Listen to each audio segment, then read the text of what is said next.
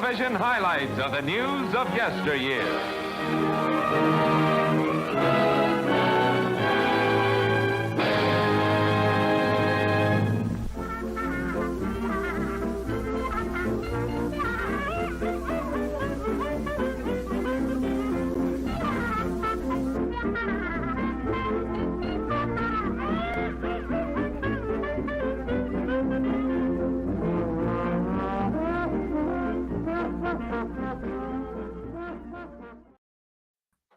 Greetings, everyone, and welcome to the weekly wrap-up. I am Tom Connors. First joining us, I'm sure we'll have many more guests tonight, but first joining us, we have 6 tonight. Good morning. But you're 6. Your number is 6. I am number 6. Yep. Good morning. That means you must have just got up. About an hour ago, I woke up. I took an amazing nap. I lit up a doobie. I'm ready to go. Naps are awesome. And just so folks know, when you say lighting up a doobie, you actually mean incense, not an actual. Also joining us is the one, the only Andy Masterson, fully articulated and everything. Good evening. Yeah, it's evening, but naps are great. I love a nap. Aren't they? Oh. Yeah. They're awesome songs. All right. So how's everybody doing tonight? Hopefully everybody's doing well. They've had a great weekend. Yeah, all the snow melted. We got all that snow. Not all of it melted, but we had a shit ton. We had almost a foot. So like it's down to about half that now because it's been 36, 37 degrees the last 2 days, but yeah. Still quite a bit of snow out there in my neck of the woods, but other than that, can't complain too damn much, I guess. Although I'd like to. I won't complain at all then. What's your weather, Andy? Yeah, you're down south, ain't you? No, I'm in New Jersey. Oh, okay, that's right. I'm right next to Philadelphia, so it's about 40 degrees outside. The streets of Philadelphia. Ain't no angel gonna greet me. I like Bruce Springsteen, but it always sounds like he's singing like he's got to take a shit. Bruce Springsteen just... the closet's coming down. Finally gonna squeeze it. Oh, there we go. To town. Sorry, you were saying, Andy. I'm so sorry. Oh, that wasn't me this time. It's not me. This guy who lived the American dream, and all he does is make music about how the American dream is impossible. Yeah.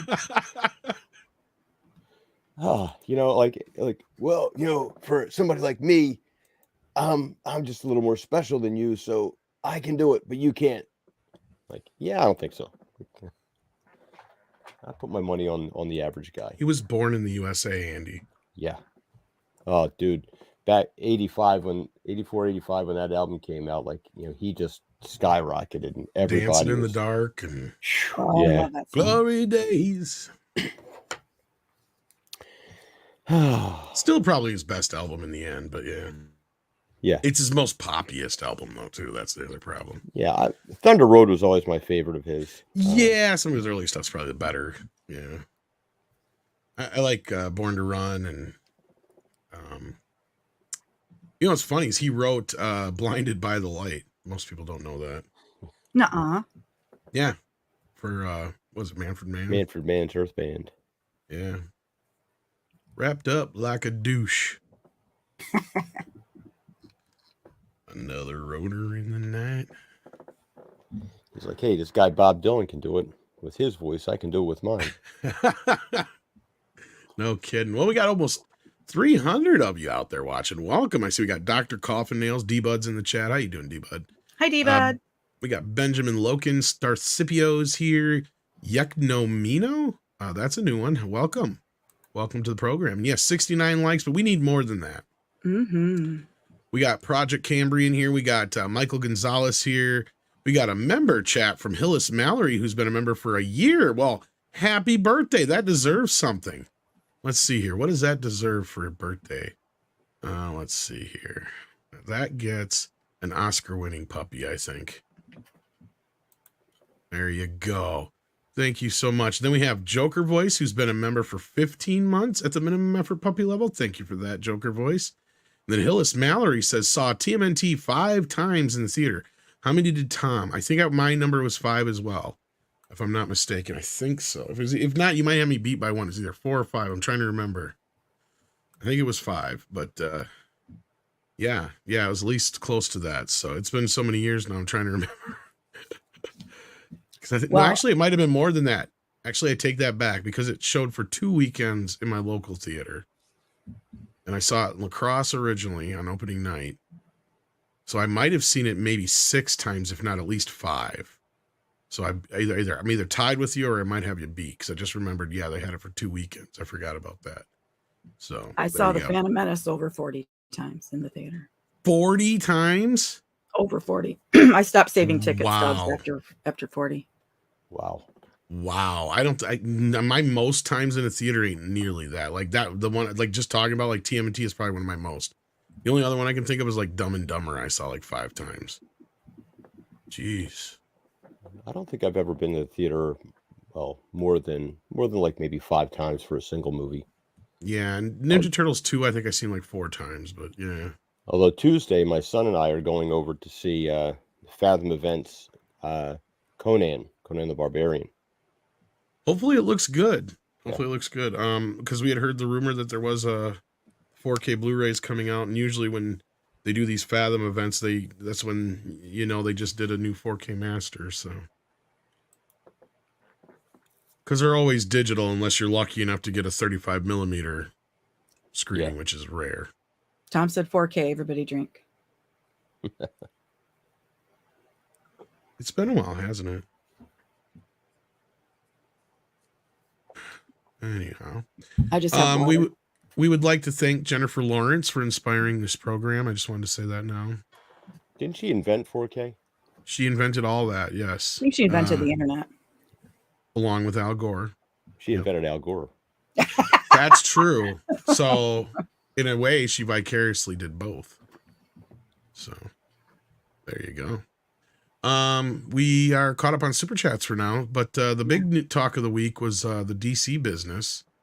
And we got a video coming out about that. But we have some recent news from James Gunn, who again has been out on Twitter and other places talking about stuff.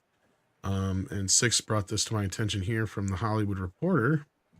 I get this stupid thing to go away. James Gunn calls Superman a huge priority, debunks speculation about his feelings towards Henry Cavill. Gee, what the hell have I been saying for a while? At least especially about Superman being a huge priority. Like, that's been, yeah. So, Superman premiered 44 years ago today. Gunn tweeted yesterday, adding a heart and a star emojis. Gunn also shared the film's original poster featuring the tagline, "You'll believe a man can fly." So there you go. That was yesterday. He tweeted that out, and it's, when asked whether Superman would be coming back to the big screen, Gunn responded, "Yes, of course, Superman is a huge priority, if not the biggest priority," which is another thing I've been saying for a while. He also replied to a tweet asking about Green Lantern content by writing important, but he made it clear that it not Ryan Reynolds. That he had a little joke at Ryan's expense there and even tagged him in it. Thought that was kind of funny. I think he's like, no, we're not thinking about bringing back Ryan Reynolds as Green Lantern. And I think least of all, Ryan Reynolds is thinking that too, or something to that effect. I can't remember exactly how he worded it, but yeah.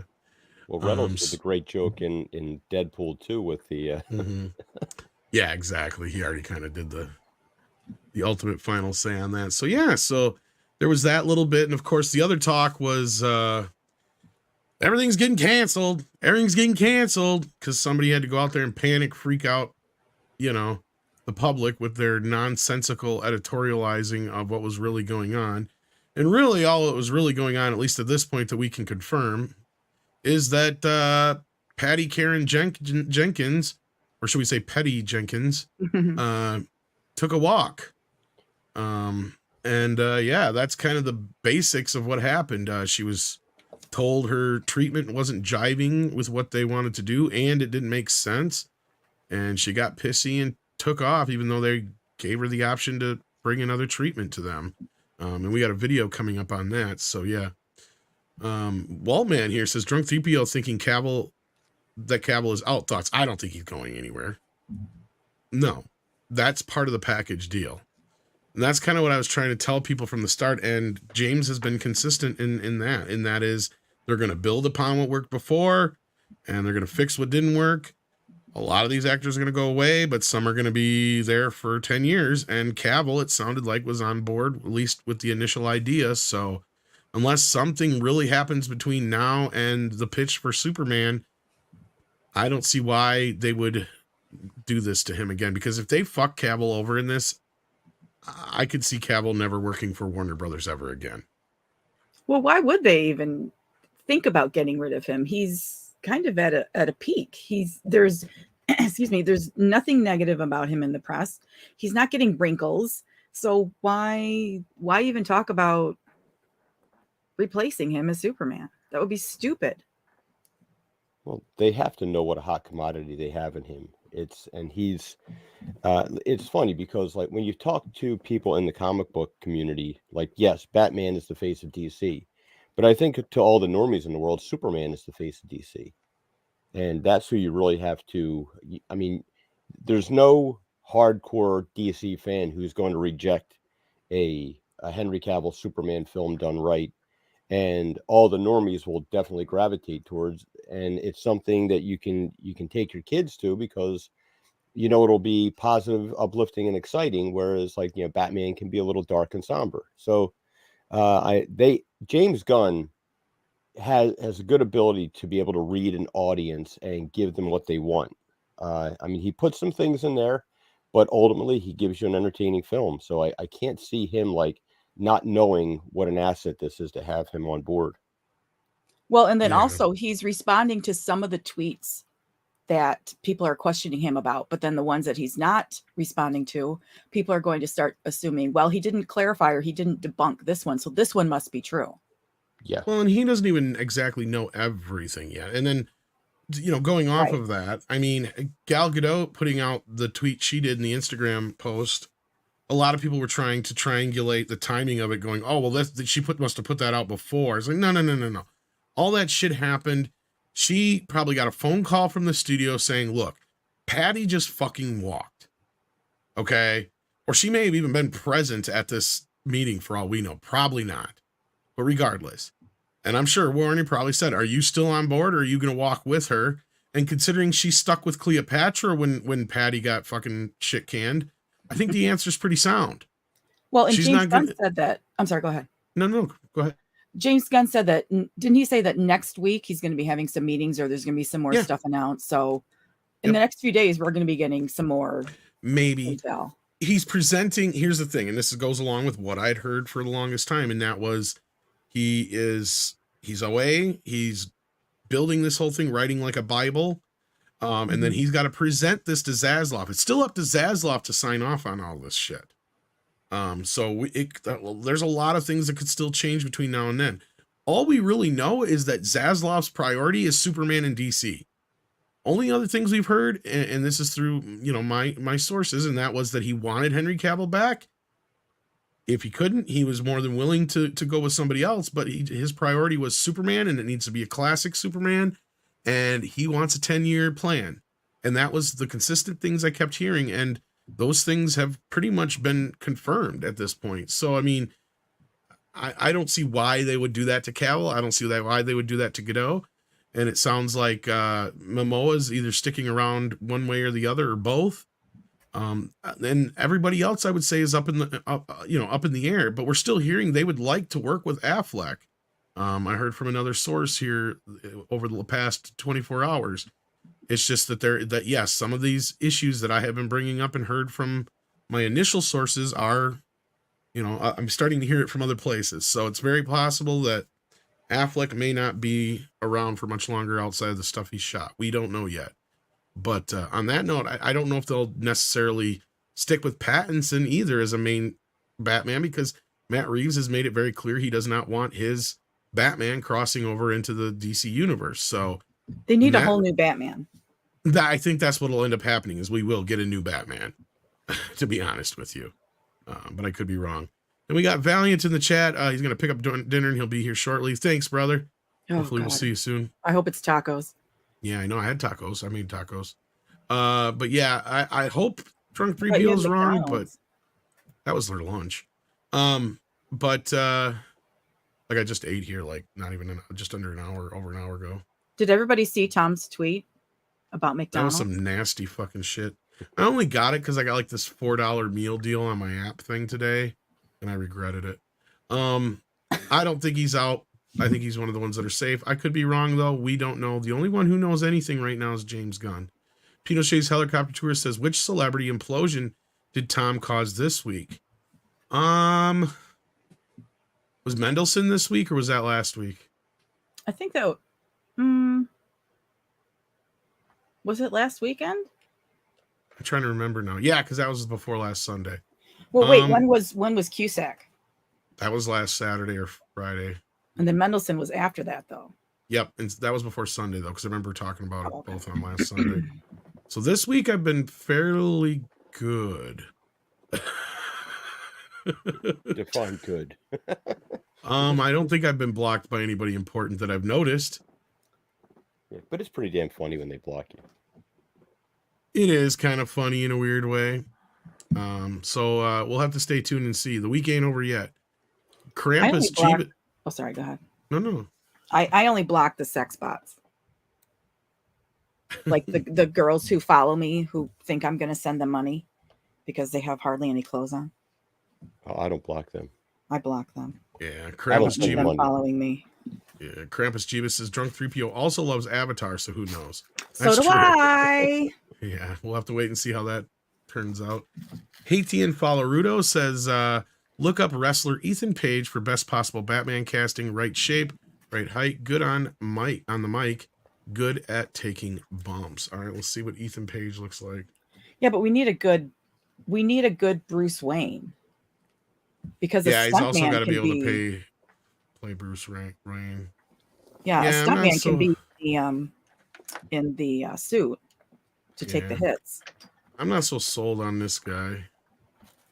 A lot of people have been bringing up Carl Urban as a possibility. I kind of like that one because he's a little bit more, he's a little older, but he's not like old, he's kind of in that area.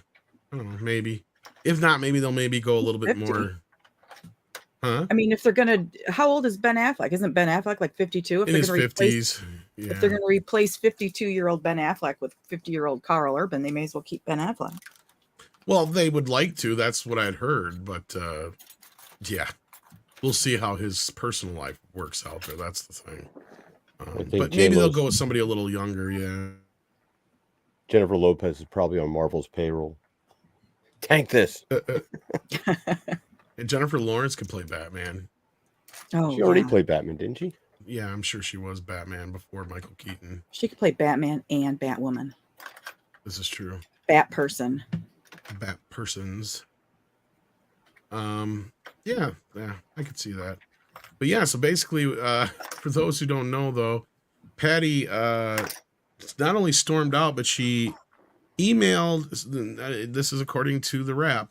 Emailed Mike DeLuca another email and fired back with the Wikipedia link for character arc after she stormed out, claiming they didn't get her vision, and didn't understand the character or character arc. So she really was pissed. She felt the need to email afterwards. So she was seething after she left. Long after. And chances are, here's the other thing I'm curious about. Because they say multiple sources fed this to him. I'm curious, do you guys think this is Patty Jenkins people or this is Warner Brothers people that put this out there? Ooh. Warner Brothers. Well, Warner Brothers. Because I wouldn't want, well, first of all, I would never send anybody a Wikipedia link because that's just poor source material. She could have sent something from Purdue or something like that. But that's not a good look for her to send that. Yeah, that would have been really, well, it's so hard to tell because like they get so full of themselves and she's got a classic example of that where she canned all the writers of Wonder Woman 1 because they wouldn't give her a writing credit. She said, I'll do it myself. And then it totally tanked. So her ego is like, it's way out of control. So it could be, she could think that like, everybody's just going to see how right I am. I first my thought would be with what Six is saying, because yeah, it kind of gets Warner Brothers off the hook, and I'll come back to that in a minute. But I don't totally disagree with Andy, because I could see where Andy's coming from, especially after what Script said, pointing out she's lost the Cleopatra job, she's lost Rogue Squadron. If she walks away here, then it's not another mark, against her. It's more or less she walked away, not she got fired, kind of like the Thor thing again. But then again, there's the other part of the article, and this, of course, you'd only know if you really read it. So I'm just saying, I don't know if Andy, you've actually read it or not, but they actually keep pointing out that Gunn and Safran had nothing to do with this decision. So to me, that tells me Six is probably more right, that it's coming from the studio, because they're doing whatever they can to make sure that James Gunn and Peter Safran are not being blamed for this choice, and it's all falling on Patty Jenkins, and Mike DeLuca and Pam Abdi were the ones who actually initiated the rewrite. Sort of like Me Too insurance. Kind of like just basically covering tracks, right? Like trying to make sure Peter Safran and James Gunn don't have any bad, mojo around them. And don't you think that they would also be relieved? I think they are. I think they're glad that she walked. Yeah. Then they don't have to take her for a walk. Oh, well, after she did 1984, I mean, that's your creative muscle that you're flexing. That was your big moment, and yeah, I wouldn't want to have to try and juggle that into my franchise. That would be. Ugh. Pinochet's Helicopter Tours asks, could John Krasinski pull off Bruce Wayne Batman? Maybe. He felt really flat though. In what's it called? Thor: Love and Thunder or whatever. Or not Thor: Love and Thunder. Doctor Strange. And Script said it best, that he has one. Yeah. He plays Jim on The Office. No matter what he's playing, he's Jim from The Office. I mean, I'd have to see a little bit more range out of him before I could commit to that. I mean, Batman, you need a certain kind of person, and that's why a lot of them don't normally work on both levels, right? I mean, you have like Michael Keaton, who just barely managed to make it work then, just because Burton was putting forth a certain kind of Batman. Val Kilmer, I thought, nailed it on kind of the Bruce Wayne side of things, but then as far as his Batman, it was kind of stiff. I don't think outside of the look, I don't think Clooney really nailed it very well. I mean, him playing Clooney as Bruce Wayne kind of works in that respect, but outside of that, it's like one of those barely kind of working things. I did not like Christian Bale's Bruce Wayne. I feel like he was playing the same character no matter what visage he was under. I liked it. He was. Affleck, I mean, it wasn't terrible in my mind. No, but it was fine. But as far as like the two best, as far as I'm concerned, who pulled off both sides of it, you got to go to Michael Keaton or Ben Affleck at this point. And Affleck really pulled off even more so the Bruce Wayne different, like I feel like he really kept that in mind, that there is a duality to it, and at the same time there's a triality to it, or however you want to put it. That's even a word. Because Bruce Wayne is three people. He's Batman, he's Bruce Wayne, and he's Bruce Wayne that he puts out as a facade, right? So basically the main Bruce Wayne, who he really is the person he is around Alfred, who he is when he's alone. Stuff like that.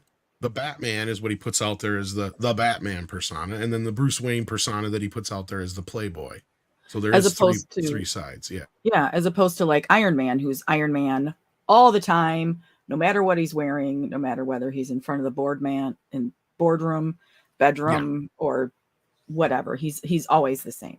And in some versions of Superman, you have a similar version of Clark. Sometimes you'll have the Clark who's both Superman and Clark all at the same time, the kind of Clark he is with his family, and Lois when she kind of figures everything out or whatever. Yeah. And then you have the bumbling Clark, which they'll do sometimes, or the reporter Clark, which is his true facade. And then you have the Superman thing, which is, Superman. But again, it's kind of like the triality or whatever you want to call it with Batman, where he has the three sides that he has. So, but Krasinski, I don't know if he could pull off those three sides. That's what I'm trying to say here. What I did like about Affleck's Batman is he gave you the large, imposing physicality that Batman should have to be Batman. It was my one big complaint with Keaton. He was just too small to play the role. Someone like if you've got someone who's large and imposing, they just come across as large and imposing. And it's very difficult for someone who's not large and imposing to pretend that they're large and imposing because they really don't know what that feels like on a regular basis. There's just something about like, when you're kind of towering over people, like you just notice the way that, they don't have to look around people. They just kind of look over top of their heads. There's a natural gait that they have, and it kind of conveys something on screen. And Affleck has that because he is a big guy. He can come across as that. Whereas, a lot of these other actors like Bale, I mean, Bale's got the whole like, tortured, pensive kind of thing. But there's just something about like Affleck has real demons to work out. Yeah. And you could see him putting in this shit. Right. Like, Yeah. Yeah. Like unlike everybody before this, like he is the one guy I will say when he's going into this, when he puts on that cowl and he's doing certain things in that role, there's a rage in there that he's pulling from somewhere deep inside. Oh, agreed. Yeah, that nobody else really has tapped into yet. Like not even Bale, because Bale is kind of really like, you're right. Like he's probably the most even keel of all of them who've ever done it. But again, I can tell very, very little differentiality between his Bruce Wayne and his Batman other than the voice, So the Bat Tom voice. Exactly. I mean, that's really the only difference between the two. They're all really the same person. That's why I can't even believe it took what's her face in the first movie so long to figure out it was him. Yeah. But no, like with Affleck, he's got such a darkness to his Batman that's never been in any of the other Batman. Right. Maybe the closest is Michael Keaton's, just because, and I hate to keep putting the two on a pedestal because you're right. Michael Keaton is way too small to be playing Batman. He's not really the right kind. But what Burton was trying to do there was he was playing the craziness of Batman is what it was. Right. And he knew Michael Keaton was the kind of guy who could play both sides, the crazy, the scary, all that kind of business. And then up against, the lovable guy kind of thing. So, you need both of those sides, but for his Batman, it works. But I agree with you. He's not really like the quintessential Batman. Ben Affleck kind of pulled that off, regardless of what fuckery that Snyder did with BVS. He at least got most of Batman right. I'm not so sure about the branding thing. That kind of that was something I never was really too. Snyder's is really good at visuals. But storytelling, he kind of falls apart. But I don't understand like it.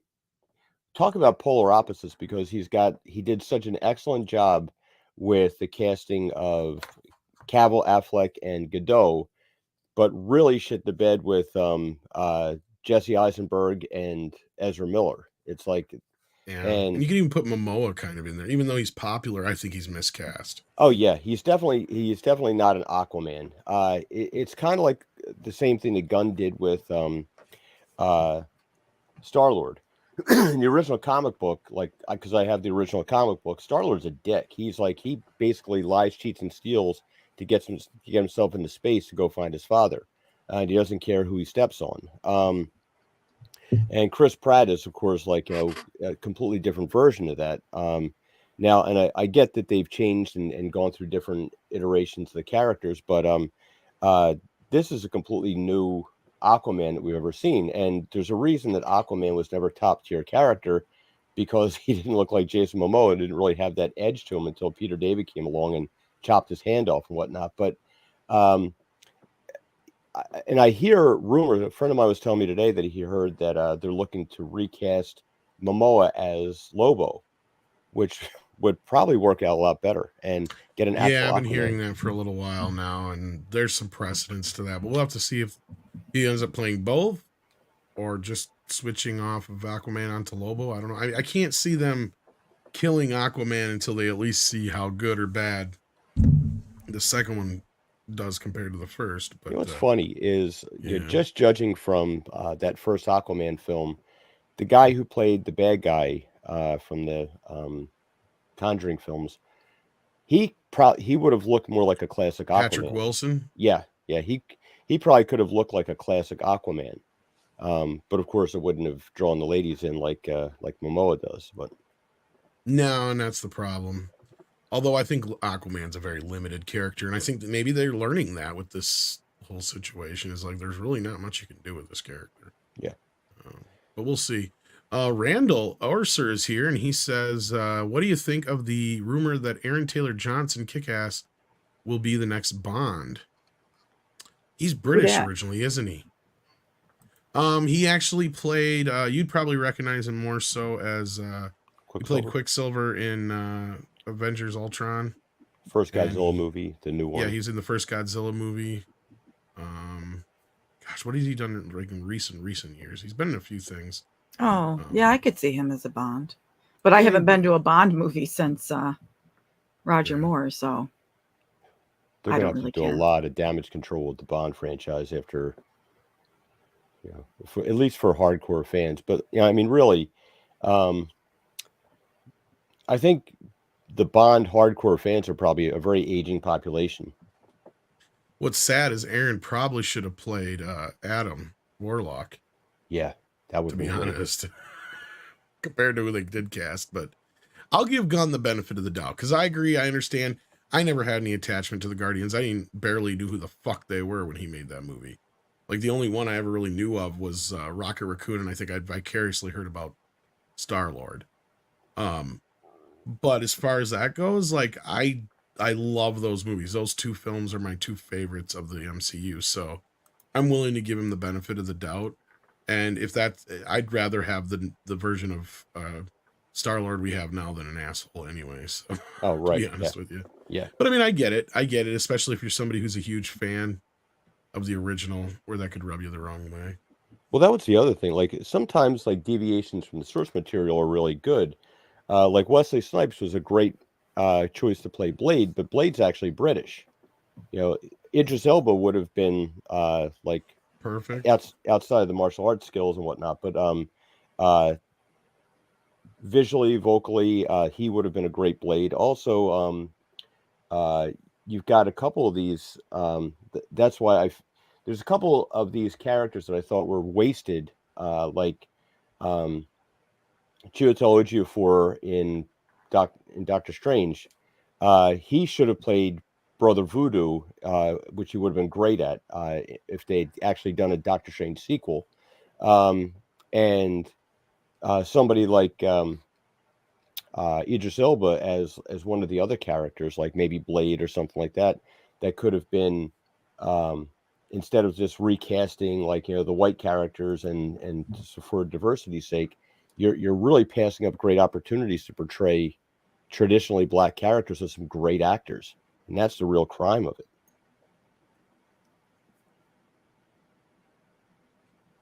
Yeah, and DS Ford says Tom Holland to be the next 007 in about 6-7 years. He's got to put on a lot of beef. Yeah, he's so skinny. Short. He's like perfect for Spider-Man, and I don't. That's just it. He's this generation's Michael J. Fox, I guess. Yeah, I mean, he's never gonna rise above that. I mean, yeah, he can't. He can try to be an action star, but outside of Spider-Man, yeah. Sorry, go ahead. Yeah. He can't outgrow the baby face. That's the problem. Yeah, he's gonna look 17 for the next 20 years. Indeed. And then we have joining us Zax. How you doing, buddy? We can't hear you. Oh, Zax. I am Zax. I am the super kung fu master. Are you talking, Still can't Zax? hear me. It's Zax's very first day as a YouTuber, so we have to be patient with him. We'll send him a signal when he can hear us. Now? Yeah. Yes. All right. There we go. My mic program crashed. So I should be good now. On that. Yeah, I've been there. I've been there. Yep. Thanks for having me. I'm great. Glad to hear it. Good to see you. Can I add to your before you guys move on to the Batman casting? Sure. Luke Evans. When you said Carl Urban, I thought of Luke Evans. Not a bad choice either. Yeah. Yeah, kind of similar, a bit younger, physical. I don't know. That was my thought. Yeah, not bad. Yeah, he's a little younger too, so that's not a bad choice.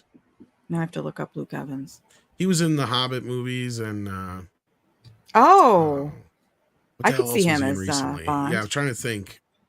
Clash of the Titans. He was thinking about Batman, but Clash of the Titans. Yeah, that's the other thing he was in. Oh, looky, who we got here? Here we are. Hey, I don't have too long, but I wanted to come by. I just got back home, so I've been listening as much as I could in the car. So, what's up? Not much. We're just shooting the shit, just talking shit about DC. Patty Jenkins and Tom Holland's little boy face, and so the Patty principle is there we go. Coined it earlier. I like that. The Patty principle, indeed. I'm going to say this. Peter principle. Real quick before I kind of forget, and not to hijack the stream on behalf of my my weekly co-host, I guess, but a lot of people probably jumped out at the end of the stream before we officially announced it. It was kind of a last-minute surprise. I'm going to post the link in the chat if it's okay. Just for everybody's edification, he's up 100 subs already. WDW Pro's brand new YouTube channel launching January 1st. Link is in the chat right now. So y'all stay tuned. It'll be out there. Just wanted to fill y'all in. So he's gonna be basically doing some videos from that Park Place, kind of like news items. And he's still gonna be coming on like my show and everybody else, y'all's show and stuff like that. But it's coming. So we're officially announced it at the end of the stream tonight. Cool. Subbed. All righty. Glad to have you, Valiant. Yeah, I didn't know what was going on there. How are you? Hey, Zach. And everybody's subbed to Zach's too. Check Zach's channel out as well. Yes. So Valiant, since you're just joining us as well, what's your take on all this Patty Jenkins business? Well, like we kind of talked about on my show, I'm not terribly surprised. I think a lot of people were just coming to all the wrong conclusions when the whole Wonder Woman 3 news dropped. I never for a second thought, honestly, when I saw that, my initial reaction was not, oh no, Wonder Woman's gone from the DCU. I'm like, I don't know how anybody could think that. Gal Gadot was one of the most popular characters and actors in that role for DC, just like Henry Cavill as Superman. I didn't think she's going anywhere. My initial reaction was, Patty did it again. Patty did it again. Just like y'all were talking about earlier. I mean, she was upset that she didn't get writing credits for the first Wonder Woman movie. Script Doctor has talked about this a number of times. She got so mad, she went to the WGA, the Writers Guild in Hollywood, and tried to get an arbitration done, to get writing credits on the first film. They denied her for good reason. She didn't have enough to do with it to qualify. Then we got Wonder Woman 1984, where she screamed and hollered and said, well, this is the biggest movie you've had to date. Of course, that was before Aquaman. I want to be able to have my hands on the writing of the second film. We got what we got. And before Wonder Woman 84 came out, you had the big promo that Lucasfilm put out all over YouTube and everywhere with her getting in the X-Wing on the launch pad, on the tarmac or whatever, and blah, blah, blah, blah, blah. And then we never heard from Rogue Squadron again.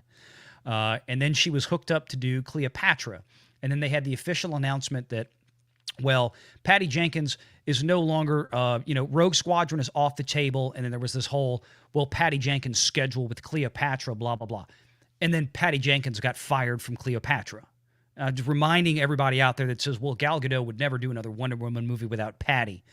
Well, effectively, Gal Gadot just parted ways with Patty Jenkins on a movie that Gal is executive producer and writer for. She has writing credits on the film. That's her movie. Patty's gone. Now we got this. I mean, it's, 1 + 1 + 1 = 3, folks. I mean, that's where we are. You'll still get a third Wonder Woman movie. It's just not going to have Patty Jenkins having anything to do with it. Maybe she gets a producer credit because of some PGA rules. I don't know.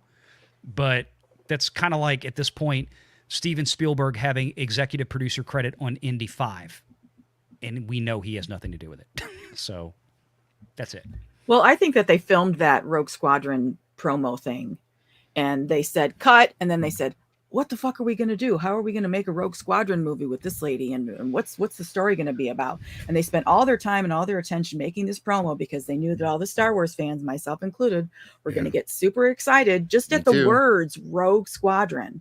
You guys want to know what I think happened with that? It's another thing with Kathy Kennedy throwing a bunch of spaghetti against the wall at that point in desperation. That was a big part of it. I think you're partially right. Here's what I think happened with that, and this is just my speculation. Because we got to remember when that was all going down and what happened. I think, because we had this slew of projects from very high-profile people being announced, and that was during the era still when Iger said the buck stops with me kind of thing, coming into the Chapek era. I think Patty Jenkins was a Bob Iger pick. That's why we got that promo video. But I think she butt heads with Kathleen Kennedy the moment she walked in the door. You have two very strong opinion women. Strong, who are independent not women. See eye to eye. Yeah. That both think they're the best ever. I think Patty Jenkins has this idea that she's like the Russo brothers to Marvel. And she doesn't have the success. And we just seen with this new story how much she loves notes. And I'm sure Kathy had a couple of notes. And Patty's like, you can take your fucking notes and shove them up your ass. If Kathy even was that involved at that point, that might have come from even elsewhere. Who knows? Well, what we had heard was that she had butt heads with Kathleen Kennedy. Yeah. Over the story and left was what we had heard. So that seems to be her MO now between Thor, Star Wars, and now DC. Well, how shitty would that story have been if Kathleen Kennedy had an issue with it? She probably That's the other thing. Yeah. That's what Valiant pointed out earlier. Or maybe it was a very terrifying point. Yeah. All she had to do is not cast a brunette with a British accent, and you would have pissed off Kennedy. Freckle Jesus too. Oh yeah, I love those books. I love the book series. The Rogue Squadron book series. I know they're not going to do that because it's Disney, but just use those as a as a framework to tell the story. They were great. Fill up a screen with X-wings, and I will have an orgasm. Is anybody even curious though what it was that Patty Jenkins was going to do that didn't quite jive with what they were going to do? Because we've gotten a little bit of a leakage about what this original supposed treatment was about. It was going to have to do with the Lazarus Pit and Wonder Woman bringing back Steve again. Again? But and you wonder why they're just like, no. Well, after what they did to Steve in 1984, they could recast Steve forever. Just keep bringing in different actors. She just needs doesn't matter what he looks like. Yeah. Hey, Rocky, watch me pull a rabbit out of my hat. Again? Just have him be, instead of doing the whole rapey thing in 84, just bring him back in that one. Use the pit at that point, and then he's still alive for the next one if they want to do it that way. Don't honestly say the let it go. word. Let it go. Dolphin love. Let it go. Let it go. Word. Yeah. Oy vey. I don't know any of the other words to the damn song. We just did a junior version of the play. I don't want to remember it. Oh Lord. Yeah. Did you have to pay Disney for that? Yeah. Whoever has the rights. I mean, it comes through. I mean, I think they have their own rights. I don't think it's through like MTI or anybody like that. It might be. I don't remember. So, that's the wife's music school. So, yeah. Let it go. Let it go. It was one of the last great animated pieces Disney did, to be honest with you. The fuck? I never saw it. Yeah, me. You really fuck. That's what I thought when I saw it, but hey. You saw Frozen, Tom? Sadly, yes. Not in the theater or nothing, but the time I was dating somebody who had a kid who watched it. You know, that's one of those things to where that's kind of the magic that Disney has lost. They forgot the fact that what made their animated features, especially in their revival during the 90s with Alan Menken and that whole crew. It was the music. It wasn't the movies so much as it was the music in the movies. And that's what made Encanto a hit. The movie itself, the movie became as big as it did when it hit Disney Plus because of the soundtrack. And that's why things like Strange World, they'll go in and out the theaters. Nobody will remember a damn thing about them. Nobody knew about a damn thing about them to begin with. Nobody really knew Encanto to begin with. Encanto didn't do all that much better than like Lightyear. People have already forgotten Lightyear. But look at these reboots. Encanto is still huge because of the soundtrack, because of the music. And Well, that's what. these, Go ahead. I was to say, look at these remakes. What do they do besides just remaking the story? They steal the music too. Why? Yeah. Because that's the, that's the most that's why memorable bit. Disney Like a Lion took, King. Yeah, well, that's why Disney took those big Alan Menken pieces Howard from the Ashman 90s, and Howard Ashman, and they put them on eventually Elton Broadway. John and whatnot, but and Tim Rice. The Broadway division for Disney is a money machine. That's not like ESPN money machine, but it's a money machine. I mean, Lion King, Aladdin, Little Mermaid, all these shows, all these Beauty movies, and the Beast. Beauty and the Beast, they've turned into these massive Broadway productions that have been running for years, and they're still making fortunes. They're still making, their gross revenues $1 billion plus a year. You throw in licensing rights to that, to everything else, like the junior versions. I mean, you're talking about a ton of money. I'll be honest with you. I've not seen the Hamilton play, but like outside of them guys, whoever did the music for that music is actually decent. It actually sounds like musical music, and really, I'm not going to listen to it on my own. Don't get yourself all fucking excited. I wasn't a big Hamilton fan, but I have to pay him to play it on me. I was about to make a point is that up until those guys, whoever the hell did the music for that, there has been a dearth of decent musicals. Even like the producers, I thought, had horrible music in it. A movie Hairspray should have had great music in it. The music sucked. None of it's memorable. The last two memorable composers I can think of were Ashman and I just said his name, just Christ. Alan Menken. Alan Menken. Well, Menken, yeah, right? Menken did. One of them. So usually you have a lyricist, and then you have somebody that actually does the composition. And they both and they started with Little Shop of Horrors. That's where they got their big claim to fame. And then they went from that to the Little Mermaid to the Lion, Aladdin, then the Beauty and the Beast and Lion King. Right. Well, they died. Menken died. Right? Was it Menken or Ashman? Which one died? I think Ashman passed away. I think Menken's still around. Right before during or whatever it was, Beauty and the Beast, I think was the last one he actually worked on. Well, because then Rice and Elton John, I think, worked on The Lion King. But Hollywood's starting to wake up to the fact that we can make these. I mean, when you have something that comes out of nowhere, like The Greatest Showman, that was shot with something stupid like a $15 million budget. I mean, shot on nothing. If memory serves, it might have been a little bit more. But that movie legged out. It played in theaters for a year. A year it was in theaters. And it opened with like $8 to $10 million, and it closed with $400 million from the theaters. And it was because of the soundtrack. Look what they just started making. It's just been announced. It's going to be a 2-part. I mean, it's 2 movies. Wicked, finally. I can't believe it's taken them this long to turn Wicked, frankly, into a movie. Mm-hmm. That is a massive Broadway musical. Now, the only problem I have is that they cast Ariana Grande as Glinda. Well, that's a movie they've been trying to make for like 40 years. Well, yeah. I mean, the Broadway show has been around for about 20 years at this point. However many years, yeah. They've been trying to make it.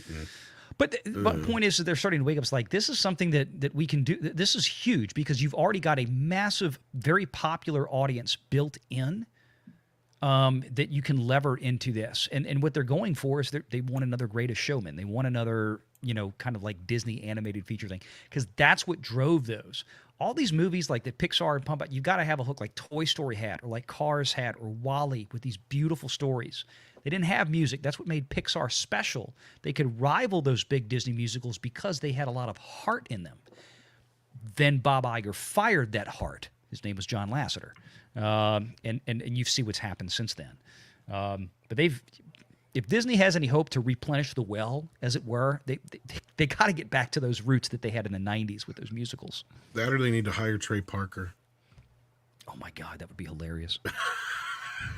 You could write up some decent music, though. God damn it. Yeah, they're both of them. Stone and Parker both. I don't know if Stone really does the music part. He doesn't, but they're both pretty good musicians. But you're right. Trey is definitely. I'm trying to think because Parker has another partner he does the music stuff with. I can't remember the guy's name, but Trey is Trey is definitely a very talented musician. There's no doubt. Oh yeah, I can't wait till they finally get to do Book of Mormon.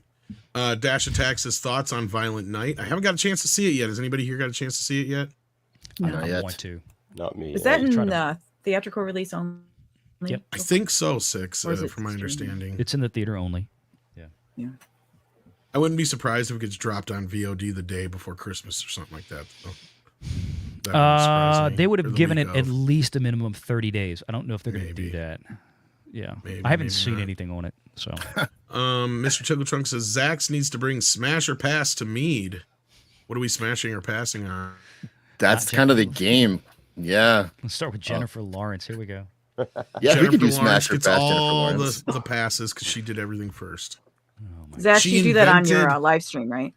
I do, yeah. Zax actually stole it from Jennifer Lawrence, to be honest with you. It's true. Yeah. So I steal all my ideas from her like everyone else does. And so Wednesdays at 9 Central on my live stream, we do usually Smash or Pass intermixed with whatever else the topic is for the day. So sometimes it's something as fun as Jennifer Lawrence. Sometimes it's something as questionable as Mr. Tumnus. It depends on the theme. Oh, gross. Interesting. Yeah. Yeah. Okay. That's right. Then Hunch the Dirty Roofer says, in regards to Bond, Valiant, will know who I'm talking about. The actor who plays Thomas Shelby's nephew Michael in Peaky Blinders would work well. For James Bond? Yeah, we got on the Bond subject. He's for a little I bit don't there. know. Michael's a little he's a little too Tom Holland for me, like in terms of that very youthful face. I can't think of the actor's name. I know exactly who you're talking about. He's a badass in Peaky Blinders, especially in the final seasons where he really goes crazy. But So I guess there's a running that Aaron Taylor Johnson's in the running. I don't know. I don't know what I would cast him as Bond though. I don't know. You know what I've been watching? Speaking of Peaky Blinders and whatnot, not that I've been watching that, but I've been watching. I finally got caught up again with Tulsa King. Am I the only one here watching that? It's on my list. On my list. Too. That's on what, Paramount or Peacock? Paramount Plus, yeah. Okay, that's what I thought. I started watching. Here's what Tulsa King was on my list, and I accidentally started watching because I'm like, I forgot. Oh, they moved it back to Paramount Plus. I started watching Yellowstone. Oops. I can't stop watching it now. Oh, I got to get into that because I'm sold on this guy, the Taylor Sheridan, after watching Tulsa King. Yeah. I'm watching 1883, which is the prequel to Yellowstone, which is I guess there's going to be the sequel now with Harrison Ford in it. That's not how the Force works. Now, Zax, you were watching The Peripheral. Are you still watching it? It's all done. It took a really, really hard turn into the dumpster. For around episode 4, everything changed. The style of writing changed. They got rid of all the extras. I don't know if they filmed it somewhere different, but it looks weird. It's weird to watch now. And they brought in the Game of Thrones season 8 gimmick of teleporting, so people didn't have to travel anywhere anymore. They would just appear places, and it lots of plot convenience stuff. To me, it got really bad. Some people still like it, but after the first 2 episodes, which were excellent, it just really took a nosedive for me. I didn't get past the first episode, but that's because I ran out of time. Well, you know what? I wanted to like it. I wanted to talk about and review a show that I liked, and I got on board right away. So with that one, and the first 2 were so good, I was excited about it, and it just, I can't recommend it. Now, I did watch the English on. I finished that on Prime, and I'm watching 1883, and they're both much better. I loved 1883. It's great so far. It's amazing. Oh, you're still in the middle of it.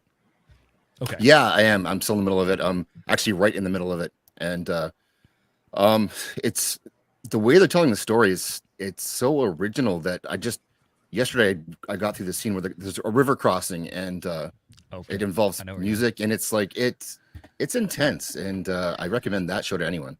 Here's a question I'd have for you, Zax. I want to see if you had the same reaction I did.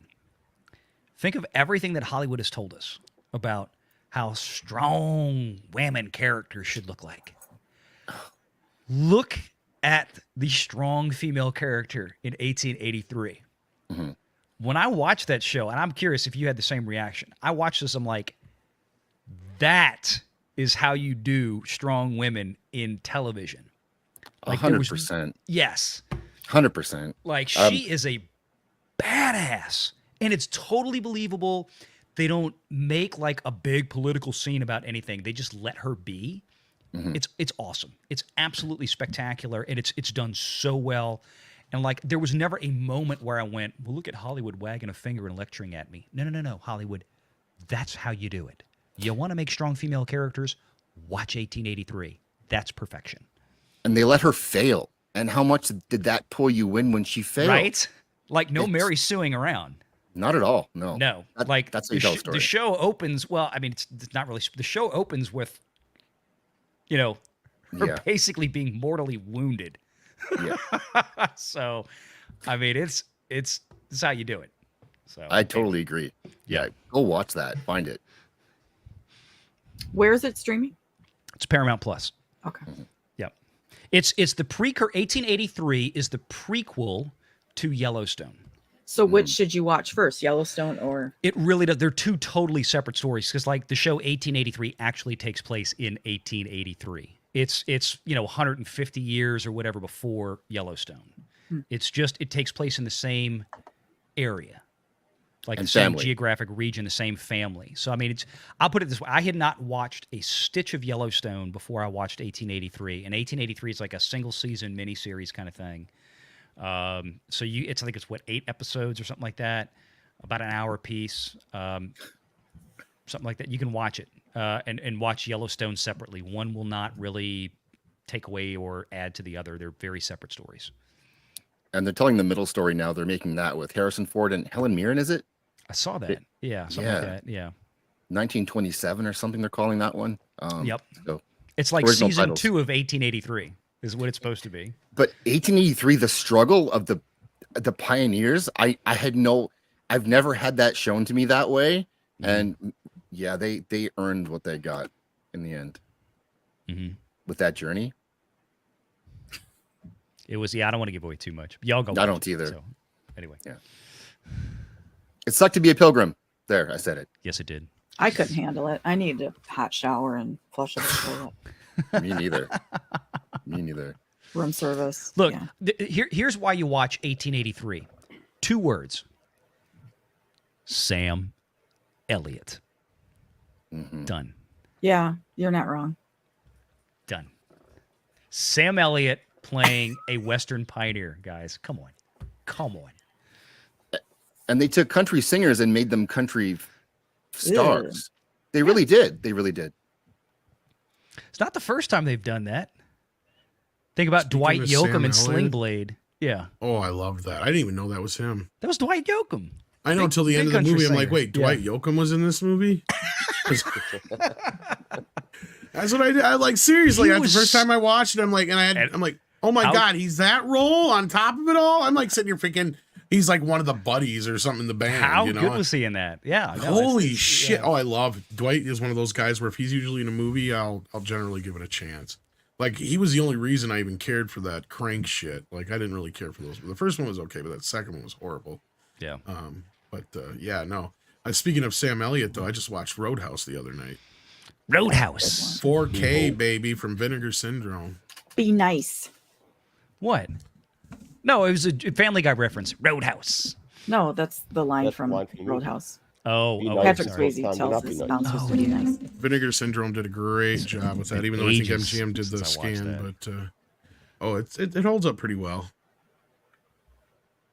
Actually, you know what? It actually, I liked it better this time than I have in years. Like I've never been a huge fan of that film. Like I liked it all right, but like this time I think I had more fun with it. It was just like, just the whole we haven't had a decent movie in so long kind of thing. That's true.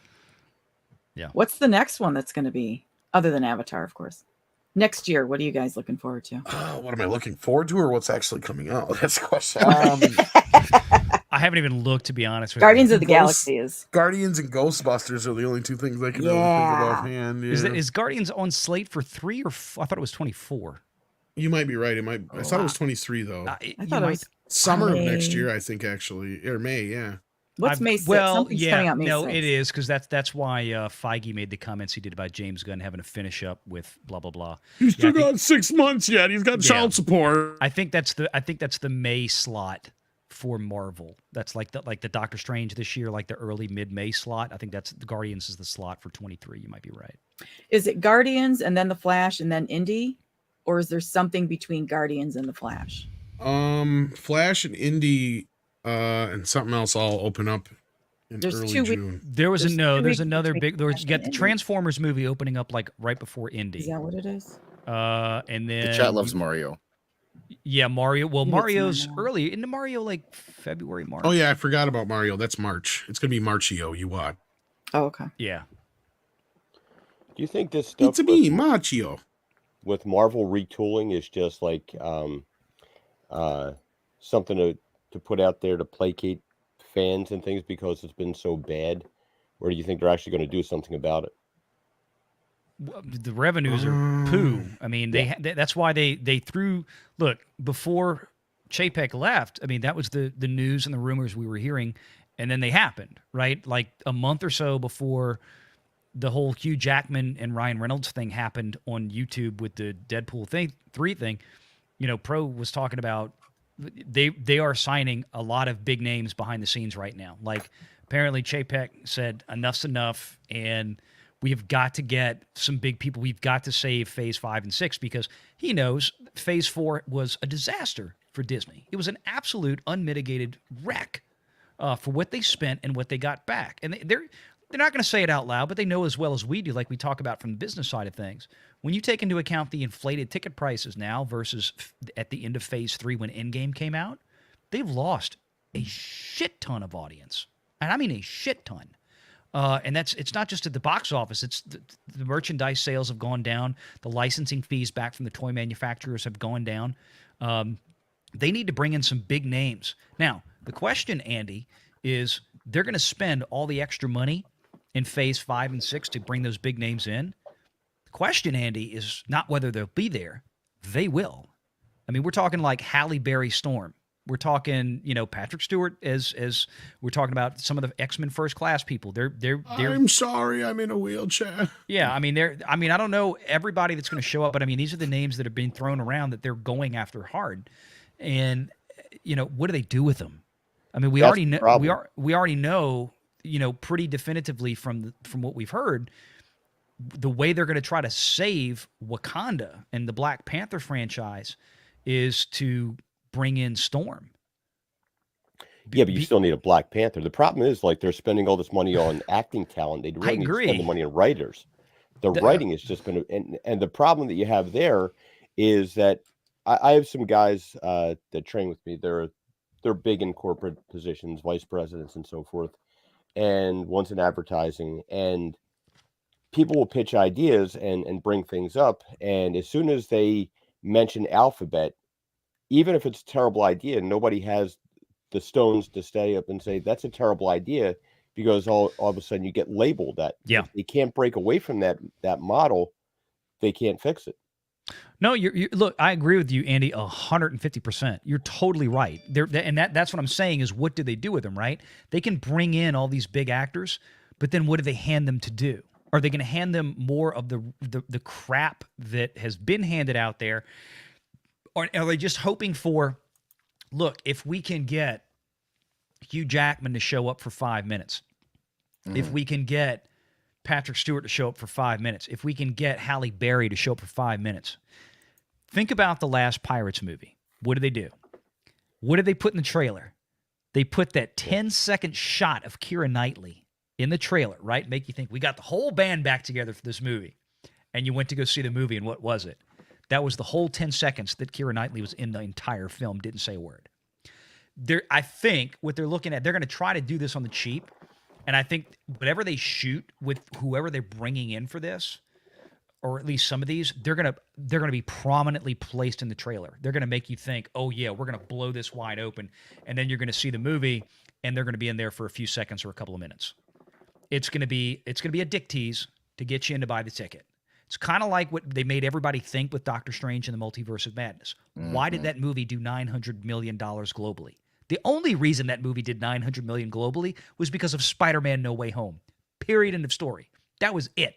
If Spider-Man had not still been playing in the theaters, in some theaters, just weeks before, a couple of weeks before Doctor Strange dropped, what did everybody expect? Tom Holland's going to show up. He's going to be in the movie. $430 million opening weekend. Nothing else this year has come close to that. Not even Black Panther. It hasn't. You think they would get the message when they put all the big names from Star Trek The Next Generation in Picard and all that, and you put all the talent in there, but you didn't have the writing for them to deliver. Exactly. So it has to start with the story, and so they're really dumping the money in the wrong place. They and nobody has the balls to walk up to somebody and say, like, yeah, this writing staff, they got to go. You have to get that. And it's the same problem with the Lucasfilm Story Group. Nobody's saying, like, they're looking in the wrong places where the problem is. It's like, I'll put it this way. There's more people at Disney that know where the problems are than most people realize. The problem is a lot of times those people at Disney are told to shut the F up. Yeah. And that's when, that's why I said, Chapek was one of the hopes for that, because at the end of the day, he's very much a numbers guy. And we were getting to the point now where the numbers were really taking precedence. And that's why you had announced layoffs and hiring freezes on all this. And I think that was one of the big reasons why he was let go, because of I think some of the departments and the people that he was probably targeting was becoming a bridge too far. And in came the coup. And look who is now listed as, by THR and Deadline as one of the front runners to take over Disney in a couple of years. Why, it's none other than that crazy bitch, Christine. Surprise, surprise, surprise. Yeah, but if they don't turn things around, how much of a career will the rest of them have? They should probably all be shown the door, because none of the departments are doing well except for maybe the parks. And the parks are really only doing well because of I've talked to several people that have been there recently, and broken down rides, less help, less staff. Yeah. It's not the experience, and it's not worthwhile to them to go back again. I mean, the amount of money you're putting down for that. So that's going to start losing money. Once you break away from, like, I worked in the supermarket industry for 17 years, and once you change from your core clientele and you decide to go upscale, it's the beginning of the end, because you need that average person that's going to come and keep feeding your store, and you've broken away from your core audience in the films, and you're broken away from your core attendance in the parks, which are the families. You can't afford to go to Disney World. It's just way too expensive. Well, you're not wrong, Andy, but the thing is, look, Disney knows their market, and the thing is with Disney is they have a limited amount of economic scarcity, right? Their parks can only accommodate so many people. They know the numbers, right? And this is a luxury item. It's not. You go to a grocery store, you're buying items that you need. You're buying things out of necessity. You're buying food. You're buying survival. Disney's a luxury issue.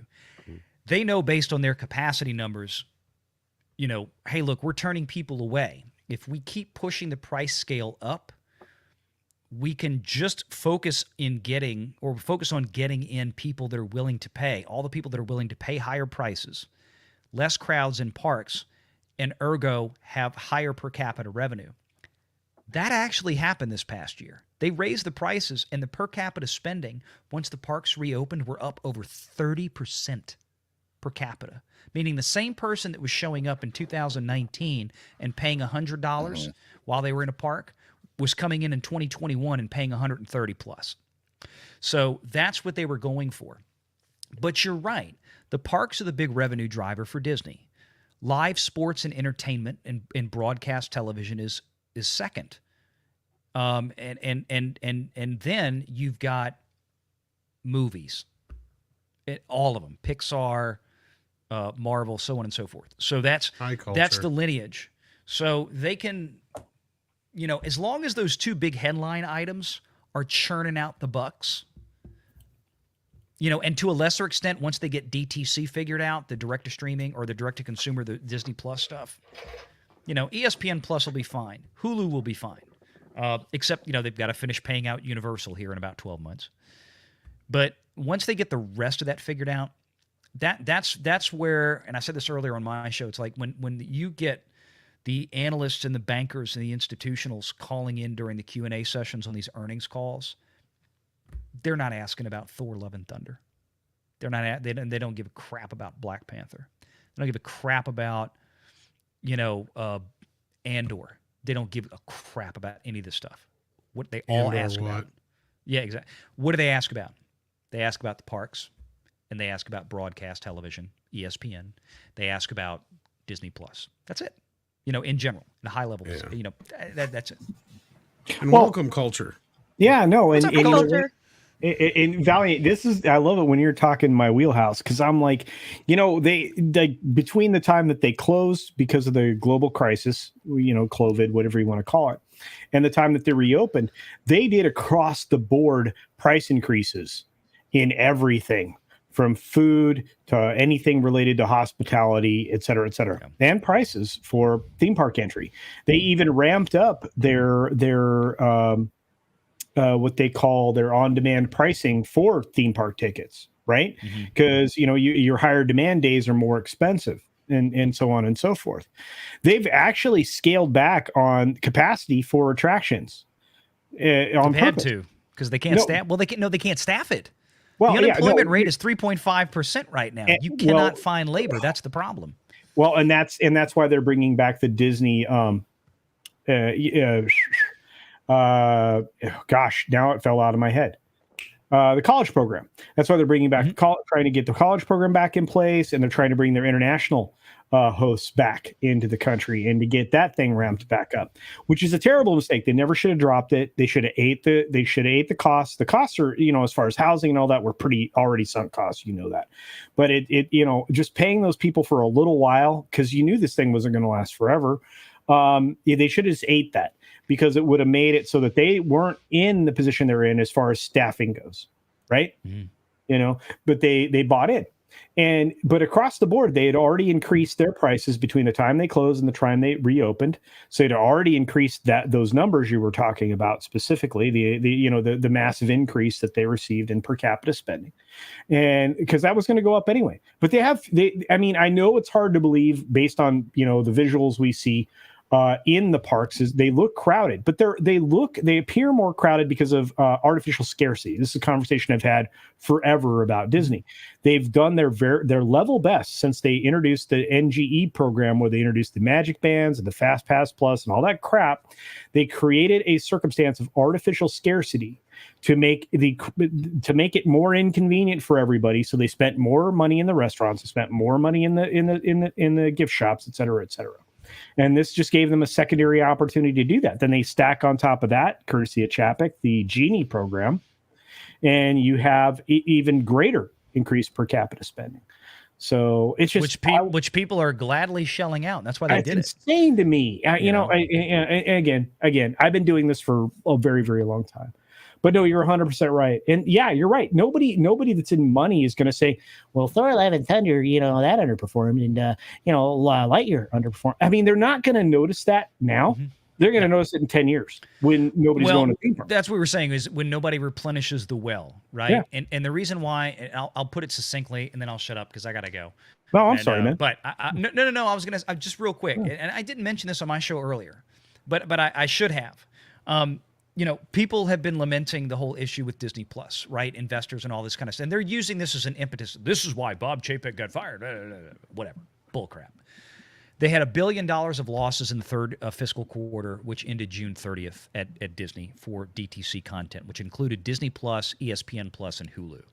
Most of the losses obviously stem from Disney Plus. There's no question. Mm-hmm. Now, that being said, at that point, both Christine McCarthy and Bob Chapek, in turn, because Christine is the one that would guide this information to the investors, that the losses in the fourth quarter, ending September 30th, would be higher, and that those losses would peak. Nothing in that fourth quarter earnings call was, frankly, unexpected. Nothing in there was anything that they had not guided towards, from my understanding. I listened to it live in the third quarter. Yeah. Exactly. So when that came out, I'm like, and this is to explain the Disney Plus losses. Where are most of these coming from, right? When you think Disney Plus, well, they've got billions of dollars a year in revenues coming in. If you're Disney Plus, and we've talked about this, Zaslav has talked about this, the collapse of the post-theatrical window. This is the problem. When you have studios out there like Universal and Sony that still have contracts with Netflix and Amazon Prime, which they do, multi-year contracts for billions of dollars apiece for all of their content once it exits the theatrical window to go to these other streaming services. That is third-party licensing. That's real sales dollars, lease dollars, coming into the company from outside sources. The reason that Disney Plus and, frankly, HBO Max you can throw in the same leg, this is what Zaslav's trying to fix, is that when you decide, hey, we're not going to put Turning Red into theaters that was supposed to go to theaters, somebody has to write the check to Pixar for that. Yep. Pixar still has to get paid because it cost them $150 million to make this film. Guess where that check is written from? It is written from Disney Plus back to Disney Distribution and into Pixar. And that's not a show that was made for Disney Plus. When Lucasfilm produces a show like Obi-Wan or Andor, Disney Plus has to cut a check to Lucasfilm. And y'all thinking, well, it's all in Disney. Why would they cut checks? No, this is how corporate America works, folks. This is how it works. Yeah. There's nothing illegal about this. There's nothing, and I want to make this very clear. There's nothing nefarious. There's nothing unethical about this. This is how all of corporate America works. They, companies like this, it doesn't matter if it's NBC Universal or what, they all have hundreds of corporate entities under that banner called Disney or Comcast or Paramount. But when you have stuff like, Lightyear that fails at the box office, then we're going to put it on Disney Plus.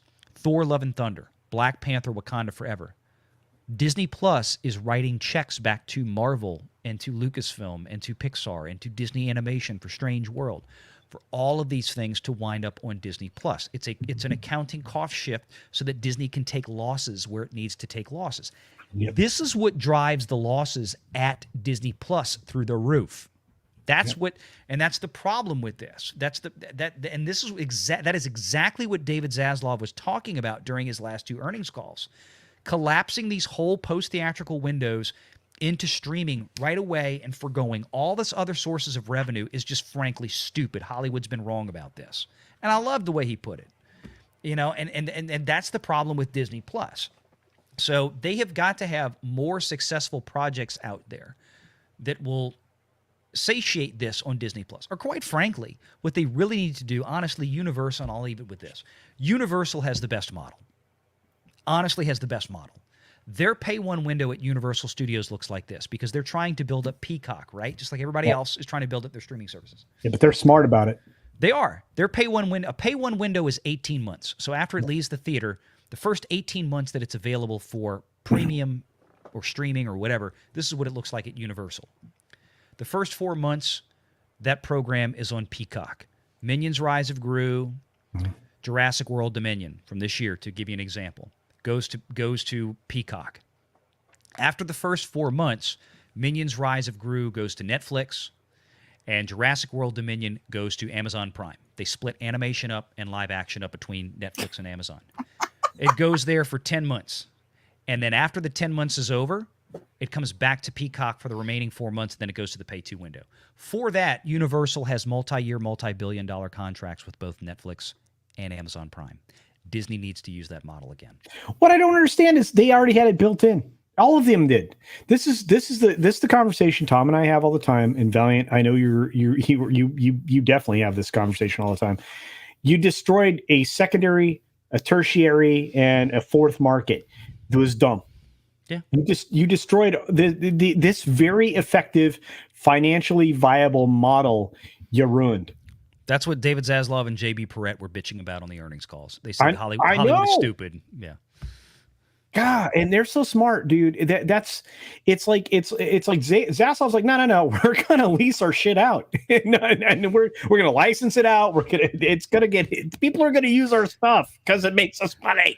Do I really have to vote on smashing or passing Cocaine Bear? I hit pass because I don't want to. I don't want to desecrate Ray Liotta's grave. So anyway, I'm sorry I took up too much time.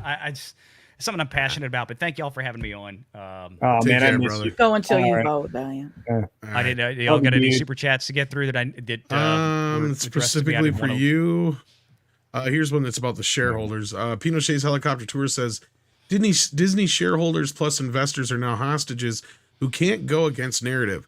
Your shares are the deer on the roadside. I'm the consumer who hit it. To an extent, maybe, if you're especially the smaller retail investors, I get it. Yeah. And then Jack White says, dude, the Iger bump's gone, man. They're down to they're almost back to Chapek numbers. And I'm sure they're going to learn pretty quick. If they already knew it was going to happen.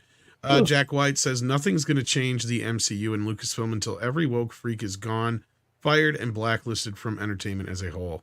Yeah. Well, then they wonder how they got in this place. That's the thing until they figure that out. Yeah. Well, that's what the current economic situation was affording a lot of Hollywood studios to really take a hard look at. I mean, that's what David Zaslav was doing. Shit, Netflix was doing it. Netflix was going in there. The first place they were cutting were some of these things. And it's not because it's like, well, we hate woke and people hate woke. No, it's because the amount of money, and this is the bottom line, this is what people need to understand, the amount of money that they were spending to produce that kind of content was nowhere near justified by the amount of returns they were getting on it. And it's it. It's like we keep the stuff that is offering the highest return on investment and we cut out the crap that is offering the lowest return on investment. Well, it just so happens that the stuff that is producing the lowest ROI is typically the stuff that we all make jokes about here on YouTube. Surprise, surprise. So I think that's what Chapek was getting around to, and that's a big reason why he was shit canned. So anyway, good to see y'all. Great to meet you, VR. You too, man. Good to see you, Andy. Culture, Six, bye, love VR. you. Tom, thanks for having me on. Check y'all later. Be safe, sir. Merry Christmas. He's gone. Happy New Year. Happy New Year. Yeah. At least in this house. Okay. Yeah, let's get to these super chats. Mr. Tickle Trunk is the inspiration for the poll. Thank you for the super chat. $2 Canadian, which is 37 cents, I believe, Zax. Yeah. Example, Cocaine Bear, smash or pass. Oh, where are we Six at? just taking the ring. I didn't know. No, you're fine. I was just letting you go. No, go ahead. Good. I'm done. I liked it. You're just taking Yeah, control. I loved it. I was digging the female voice there, man. She was just like taking control. It was like it's that smoky, sexy, hot voice. Yeah. I have the flu. Yeah, awesome. It's that smoky, sexy phlegm. Well, thank you, Culture. Here was our original poll. Smash or pass Jennifer Lawrence. I'd still smash her. She's dumb as rocks, but fun bag of rocks. I don't think she's that attractive. Speaking of fun, she's not as unattractive as she's not my type. Say like Brie Larson, but she's also not as obnoxious, so that might be part of the reason. Why the fuck is my alarm going on? Okay. I don't respect her lack of education. You're getting ready. You're getting ready for my show, Tom. That's what you're doing. That's what that alarm. Do you have a show tonight? I do. Yes, he does have a show here in a little bit. Then we got Mega Wing Zero here, who says, though the mean one, thoughts on the mean one. I think the Grinch parody movie. You're a mean one. Grinch. I said before, I think they are lucky that Universal's not very litigious. Universal, and not only that, Universal does not fall into parody. I am so sorry what they may think. No. But Universal's great about that. Look at the fact that they let everybody do stuff with the Minions, right? That's my point. If this was anybody else's property, they'd be, and they probably were trying to get sued. But that's the specific thing with Universal. They're like, oh no, that helps us. I'm like, you guys are awesome. They're like, that helps us. Go for it. Whatever you got. There's like Mylar balloon companies that just do everything Minions because they can get away with it. It's just like, it's insane. Oh, and I haven't heard Andy talk for like ever. How's it going, Andy? I'll see you in a minute. Pretty good, Culture. How are you? My example go-to would be the Joker parody movie that got blasted. Dude, yeah, that thing was, but that was weird sauce, bro. That was crazy stuff. This to me falls in the same category because here's the thing: it's one thing to do parody. It's not a comedy though, really. It's more of a horror idea built on the idea of the original film. It's more or less like its own sequel kind of thing. And the fact that I say that is the designs and everything are so close to the original that I'm just like, oh my God, they're lucky that anybody but Universal owns the rights to this. I've because never seen otherwise, yeah. It's the guy who played the clown in Terrifier is in it as the Grinch. Yeah. But it's called The Mean One. Look up the trailer. It's basically a horror sequel to The Grinch. Interesting. It looks interesting. I'll look it up. It's good. But all right. What else did we have here? 6. We had Jack White. Well, wait, real quick. Zach's, yes, I did get a check, and yes, you can have a cut. Nice. Thank you, Culture. Okay. And I missed you. Ah, dude, I miss you. It's been at least 2 days since we got to hang out together. I love it when the panelists make out of left field comments based on the private chat, which chat has absolutely no idea what you guys are talking about. That's always fun. Sorry, guys. Sorry. It's a double insight. The private chat, they've been talking about smashing or passing on Kathleen Kennedy. So Culture with the caveat that she has to retire if you smash. Right. I mean, that's the important part of that whole smashing and passing. So Culture and Zach's have been fighting over her in the private chat. And Frank Marshall's paying him to take her. Oh, man, Andy. Oh, Jack White says stuff I am looking forward to in 23. Bangu Stray Dogs season 4, Sorceress Stabber Orphan season 3, and new Rurouni Kenshin anime. And I'm not surprised at all. Wait, would those be anime? I'm willing to put money on it. Me too. Love you, Jack White. In fact, I'm willing to put this super sticker from Darius Munchausen on that because it's popcorn. That's popcorn. I love popcorn. So did I tell you I got invited to a screening of The Way of Water? Why? Why would you go? I don't. Well, is it early? Yeah. Then go see it. Speaking of early, somebody dropped in here earlier and they're back. They're back. Welcome, Paul. How are you? Hug. Did you finish the film? Yeah, now I know why it's called Once Upon a Time. Yes. What did you think? Now I get it. Right, in Hollywood? Yeah. Yes, he finally just watched Once Upon a Time in Hollywood. So what did you think? I loved the ending. Very cathartic. But I wish that was true. Right? Yeah. That's so did you have fun with it otherwise, though, considering you're not a big fan of Hollywood type movies like that? I had my problems with it being Hollywood but there was some good stuff. A lot of extended Tarantino scenes with music playing. I sort of got enough driving around with playing to music. But other than that, I mean, I'm just going to say this. His directing style is very similar to mine. Actually, there's lots of things he does that I do. That I went, hey, that's something that I do. He's like naked in your bathrobe kind of direction? No. In terms of cutting into the gag and letting the frame cut the gag. Oh, like he does things that I really love doing as a comedy director, where I use the edges of my frame as part of the comedy. Well, Tarantino's a lot funnier than most people give him credit. Oh no, I like the dog food can thing where he turns it over and he goes, I will throw this shit out. Boop. I don't want to, but I'll do it. But like I'll use my frame more aggressively. I'll put somebody in the bottom, like this, and have talk. I mean, but he does that too. Yeah. It's well, he's got a foot fetish. Yeah. Yes, he does. And those girls in that ranch, they were creepy fuckers. Oh my god! You notice Tarantino's never cast Brie Larson for a reason. Yeah, true. That's true. But I've never been more afraid of a bunch of skinny women in my entire life. Hey, man, Uma Thurman's terrifying.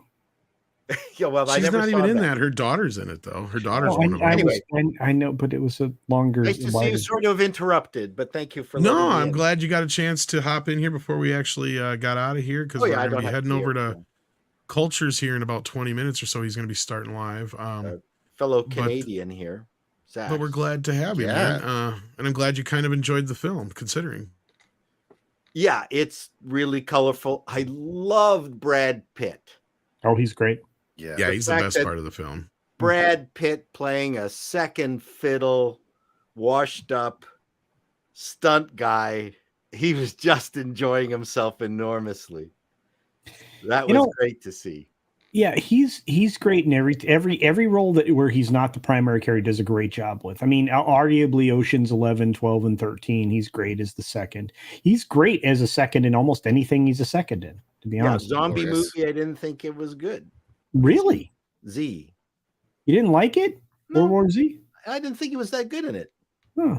I like the concept, but I didn't get into it as much as everybody did too. Yeah. The book is good. I like. That's what I've heard. That the book compared to the movie is a completely different story. Yeah. Not to be punny, but yeah. And that's the thing, is they just kind of stole the concept from the book, from what I heard too. So in that respect, it's like, wow. In that sense, I probably should just read the book. You've got a chroma key cup there, Culture. He does that all the time. Like you lifted it up. I can see. He likes to drink from nothingness. He drinks from the void. I actually have two of them. This is my water glass. Well, we're gonna find out sooner or later. He's Odin.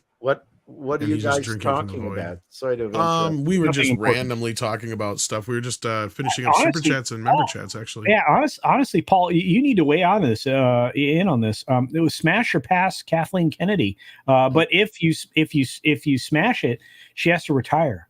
Yeah, smash or pass. Yeah, this is one of his inventions. I have nothing to do with it. No idea. I'm not that crass. Wait, what? Cocaine Bear is the one that's up right now. Do you have sex with her, or do you say no, thank you? Yeah, basically. If it means helping the universe of Star Wars fans on their behalf, I'll fuck her. There you go. He's taking one for the team. Yes. Wow, he's a Canadian boy. Everybody's charitable. I will sacrifice myself for the greater good. If it gets her off our backs. That's perfect. Put her on her back. At least for one night. Put her on her back, yeah. So smash or pass Cocaine Bear. People are going to smash it. Barely, but I think it's going to be great. I'm torn on Cocaine Bear. I really want to say it, but then it's given Elizabeth Banks a win. Yeah. I think she directed it, didn't she? I think she's a better director than people give her credit for.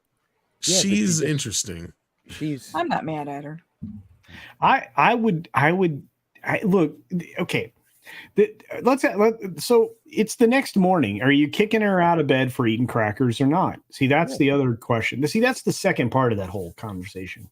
Well, Darius Munchausen has been here for 19 months at the minimum effort puppy level. Thank you so much. Yeah, I think KK is who he means. Yeah. I'm talking about KK. And not Cocaine Bear. No. Cocaine Bear is dead. You definitely go to her house so you can leave. Yeah, you go to her house, you can leave. You don't let her know where you live. You don't do that, for sure. Are you sure? 100%. She's kind of hot. That's how Mexican Iron Man does it. He doesn't bring him into his home.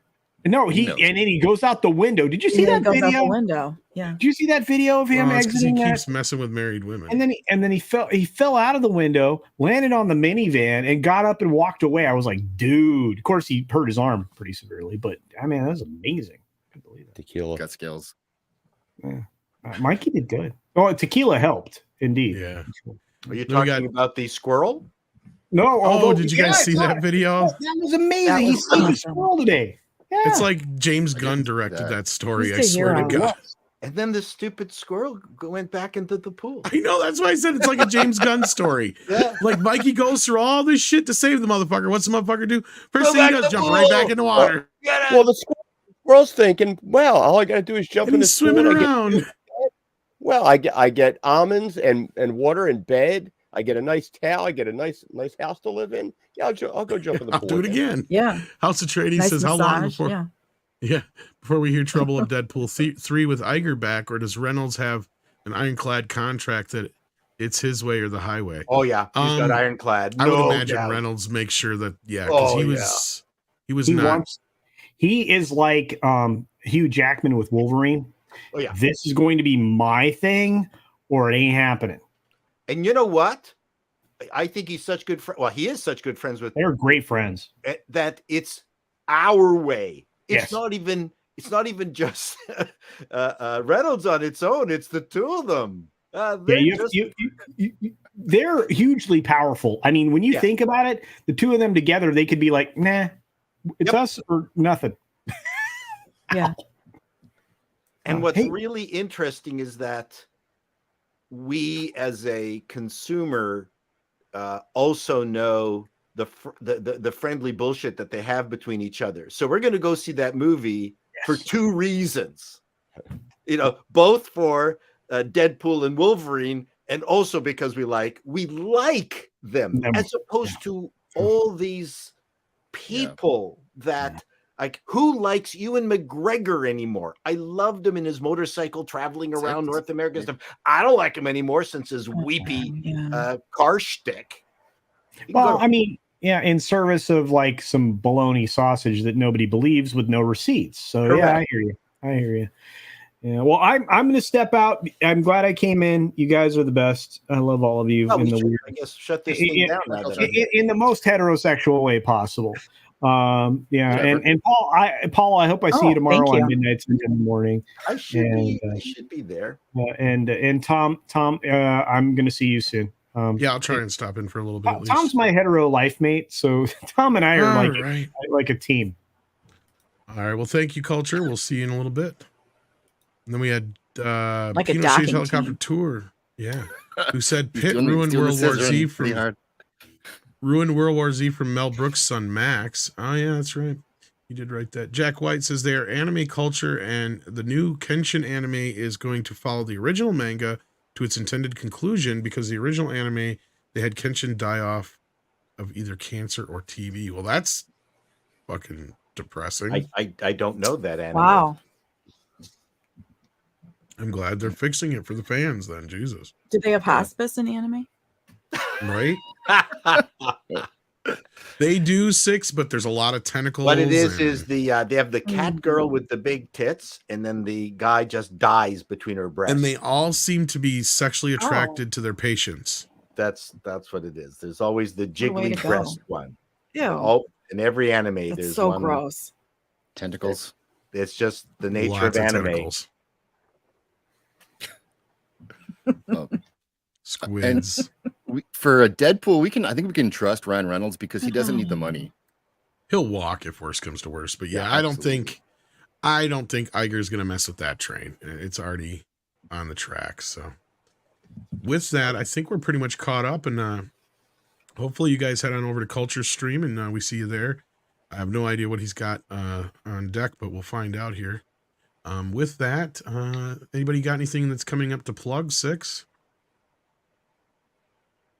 Good talk. Midnight Sedge in the morning. There you go. There's some energy. Oh, awesome. Thursday. I am going to see Avatar 2. So is Mikey, Mexican Iron Man. He and I are having a virtual date. We're going to see it at the exact same time. We're going to hold hands across many states. You're gonna virtually hold hands. Then we'll be on Midnight Sedge After Dark. Yeah. Yeah, you will. And then we'll be on this show. You know what you doing that reminded me of? Was like Thursday night. Thursday. It's the Monster Truck Rally that you've been waiting for. Is Mike bringing his emotional support? That's reminding me. Yeah.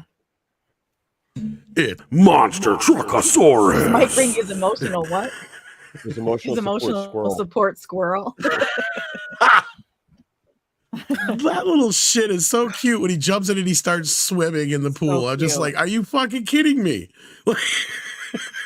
Jeremy Hotz has got an emotional support dog. He takes poor Mikey and that damn squirrel. He spent all day nursing it back to health, and the little shit jumps right back in the water. They need to put in. I don't know if you guys are old enough to remember the Disney movies where they would have, some. Logger dude in a cabin, and he's leaving for the day. Oh no, a raccoon got in, and then they just let the animal wreak havoc, pull down curtains and bust stuff and turn the gas stove on and everything else, and then the narrator just basically says whatever it is the raccoon did. Did you ever see any of those Disney TV shows when they were on ABC? On ABC? I think so.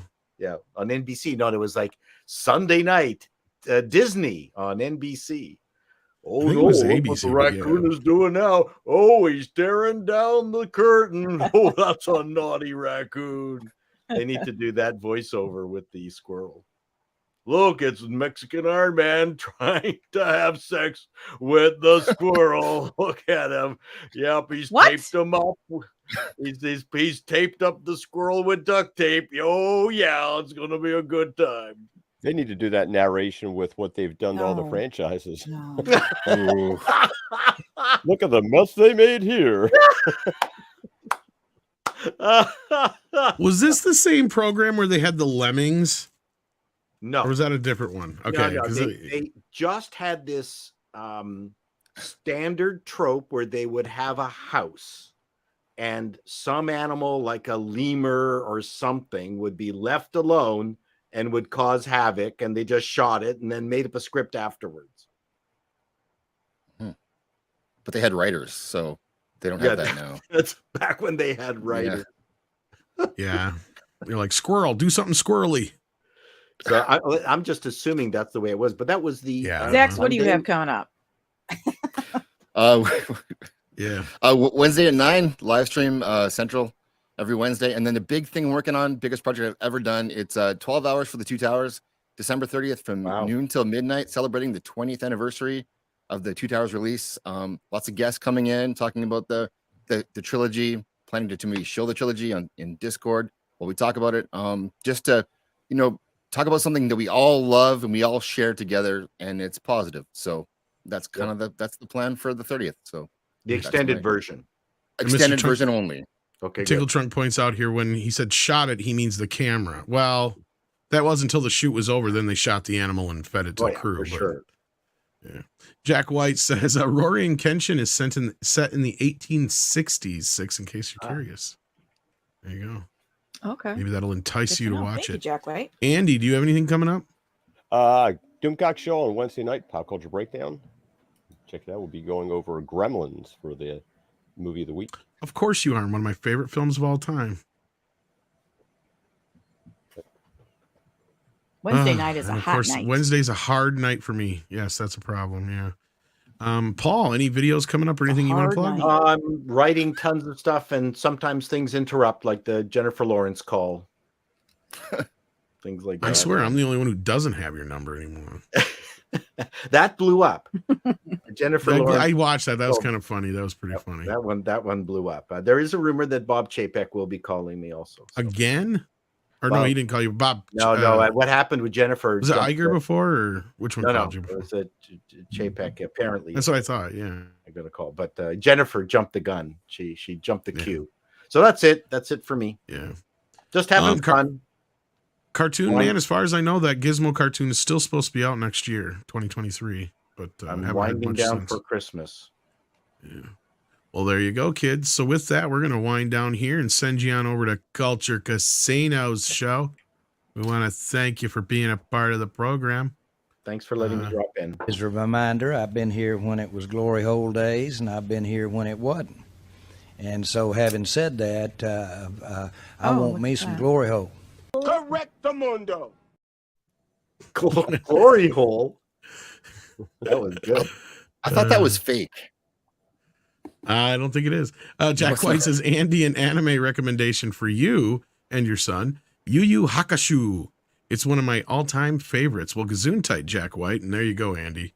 Thank you. Thanks, Jack. I'll pass that on to him. Are we done? And, I think we're about done here. We're going to head on out. We'll see you tomorrow morning, kids, if I don't see you over on Culture Casino's stream. Take care of yourself. But we'll see. Well, nice to meet you. Oh, there we go. Bye. Okay.